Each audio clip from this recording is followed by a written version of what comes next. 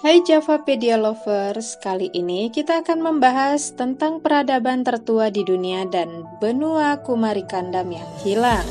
Dan kita akan membahas apa itu Atlantis, Lemuria, dan benua Kumarikandam. Sebelum itu, jangan lupa klik like dan tombol subscribe-nya ya, agar tidak ketinggalan informasi menarik lainnya dari Javapedia. Banyak orang tentu sudah mengetahui kisah pulau legendaris bernama Atlantis yang diceritakan oleh Plato pada bukunya yang berjudul Timaeus dan Critias. Atlantis diceritakan sebagai pulau yang kaya raya, tetapi tenggelam begitu saja dalam waktu sehari semalam. Jauh ke arah timur, kisah serupa terjadi di India. Kali ini namanya adalah benua yang hilang di Lemuria. Wilayah ini sering dihubungkan dengan legenda Kumarikandam oleh penutur bahasa Tamil. Istilah Lemuria berasal dari akhir abad ke-19.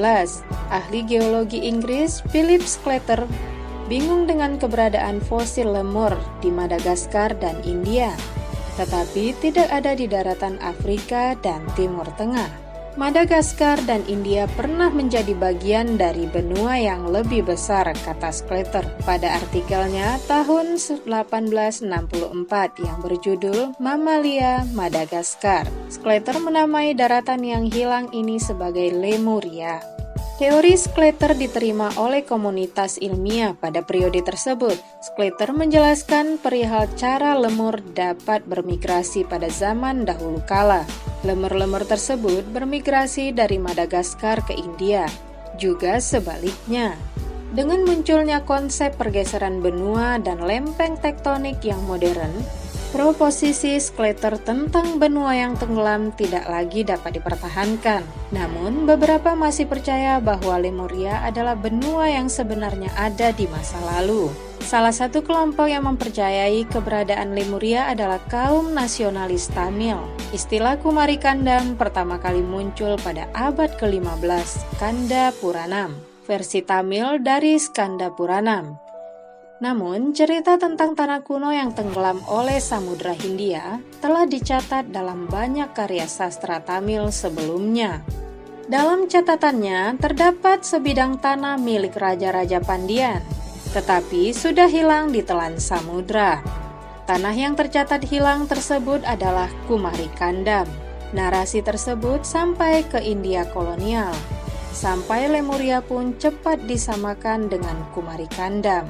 Kitab berbahasa Sanskerta Bhagavata Purana 500 sebelum Masehi sampai 1000 Masehi menceritakan kisah seorang penguasa Dravida, Manu, yang dikenal juga sebagai Satya Vrata. Dia selamat dari bencana banjir setelah membangun perahu yang dibimbing oleh Dewata, mirip Nuh dan bahteranya dalam kisah agama Samawi. Dia dibimbing ke tempat yang aman setelah Dewa Wisnu menjelma sebagai ikan yang menarik perahu melalui air banjir yang bergejolak. Kisah ini disebutkan dalam kitab Matsya Purana 250-500 Masehi. Akan tetapi, kitab dan kisah ini tidak menunjuk ke lokasi atau komunitas tertentu. Kisah Kumarikandam tidak hanya dianggap sebagai cerita belaka, tetapi tampaknya syarat dengan sentimen nasionalisme.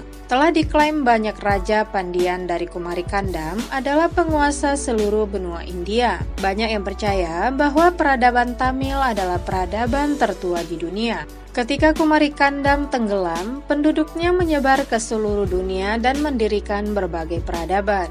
Sehingga klaim bahwa benua yang hilang juga merupakan tempat lahirnya peradaban manusia. Menurut para peneliti di Institut Oceanografi Nasional India, permukaan laut lebih rendah 100 meter sekitar 14.500 tahun yang lalu, dan 60 meter sekitar 10.000 tahun yang lalu.